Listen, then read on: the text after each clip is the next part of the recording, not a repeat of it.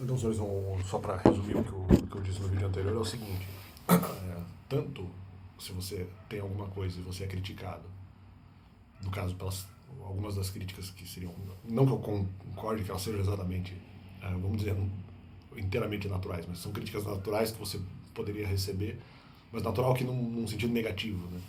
Críticas naturais de outras pessoas que poderiam ter intenções maldosas e tal. Ah, a crítica que você possa receber seria de você já vai ah, ter acesso a alguma coisa que lhe é dada, portanto é mais fácil, e você já pode usar desde antes, então mesmo que você tivesse que lutar por aquilo que você tem, você já pode usar desde antes o que outra pessoa não poderia usar desde antes. Ela teria que lutar muito para conquistar alguma coisa, para ter alguma coisa. E quando nós estamos falando sobre lutar por aquilo que é seu, de algo que eventualmente me foi dado de maneira mais fácil, né, nessa hipótese, o fato de você ter a possibilidade de lutar por aquilo que é seu também vai ficar sob o mesmo crivo, né? Não, sobre o mesmo crivo da mesma crítica, que seria: não, peraí, você tem instrumentos de luta que lhe foram dados, que são mais fáceis, que te foram dados e que você já pode usar desde antes. Ou seja, no fundo é a mesma argumentação. E o fato de você lutar por aquilo que é seu em si não lhe eximiria tanto de ter alguma propriedade sobre alguma coisa, de deter alguma propriedade sobre alguma coisa, como também de deter, caso a propriedade que te foi dada, sobre acho que sobre os instrumentos de luta que você usa para eventualmente proteger aquilo que você tem. Então, mas a questão filosófica é essa: a questão filosófica não é lutar por aquilo que você tem.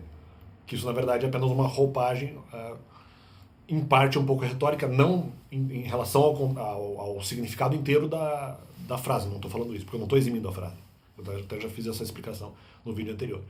Longe de mim querer, ou não tão longe de mim assim querer eximir, mas com alguma distância, com alguma média distância de mim querer exaurir o sentido da frase,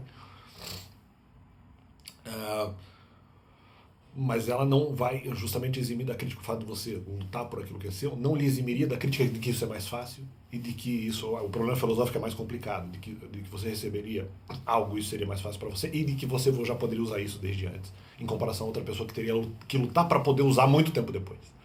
Então, na verdade, essas duas são as críticas. Lutar por aquilo que é seu não justifica, né? Ou pelo menos, melhor dizer, não justifica inteiramente. Não justifica inteiramente o fato de você ter antes, né? Não de acordo com um determinado raciocínio social, né?